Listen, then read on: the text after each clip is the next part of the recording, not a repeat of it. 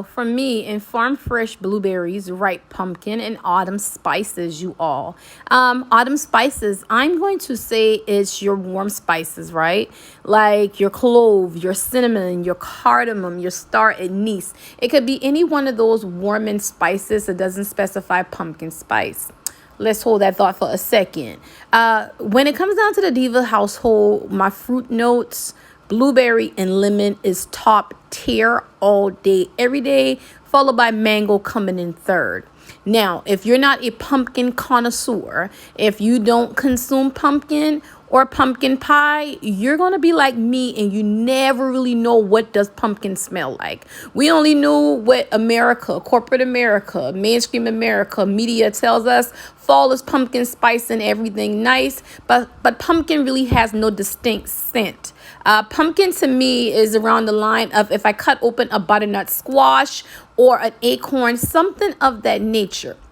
You all, this is the first time I'm going to really tell you I know what pumpkin smells like, because it's against a very distinct note such as blueberry, where we all know that smells like. So the pumpkin is very earthy, very pungent. I still don't know what it tastes like, and I'm not interested in knowing. Sweet potato, team sweet potato all day, every day. But I will say there's an earthiness to this. The spice note I don't really get so much, because I'm longing for some clove to jump out at me, something strong like a cardamom or star anise to jump out at me. And that's just not what I'm getting. However, out here on the open concept, the throw is beautiful. The throw is throwing, where I got to score it a solid 8 out of 10. I actually give it about an 8.5 out of 10, because it has my open concept past the dining room table, definitely in beast mode. In the projection out here, you all, for me, it did scratch back into the kitchen as well. So we can say projection, let's even it off to a total medium/high. You know, when you got the stove burner between medium and high, let's give it somewhere like that. And then, of course, if you put it back here in the candle glam cellar, what's going to happen? She's on strong overload. The blueberries, it's really nice. What I was longing for is some blueberries with a little bit of lemon zest on top, like you would do just to give a burst of boom, like brighten up that blueberry. But it did not give that. So with this warm blueberry note, do I want to do my makeup to it? No, not really. Let me tell you what this is for. This is giving me afternoon, after work, after 6 p.m. fall blueberry with my Aldi blueberry wine, because it feels very warm, and that blueberry note again is there. So back here in the beauty room, it's like a 10 out of 10, because you got that fruit note that's taken over this smaller room, and it's definitely coming out the door. It's such a warm blueberry scent that you all, I didn't record the review in my room because I just don't see a warm spicy blueberry in my room. Kind of like I would never, or I have never burned blueberry pie in my room. Blueberry pie is always reserved for my open concept, because it's such a bright, fruity, pungent, juicy fruit note. However, again, I'm telling y'all, when football hit the TV, y'all need to be burning this candle and try that Aldi wine. I know I sound like a little wino, but it is what it is.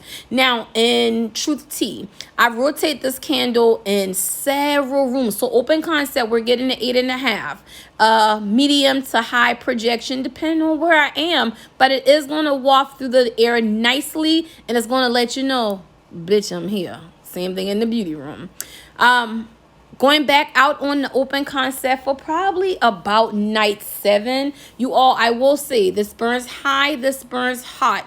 Watch your trim. What I do is I barely nip the top. See right there where it's going to form that little round shape where the carbon has built up. Barely nip it, barely trimming. And this is just from experience. I want y'all to know, like on night 7, night 8, I had to pour some wax out, aka cotton ball some, because the wicks are drowning. And this is me fighting between nipping it every other night versus not nipping it, letting it soot, but you're only going to get an 1.5 hours burn from it if it's going to start to soot. Remember, these are these 4x4 labels. These jars are a certain conductor of heat, and it's going to push out high and hot.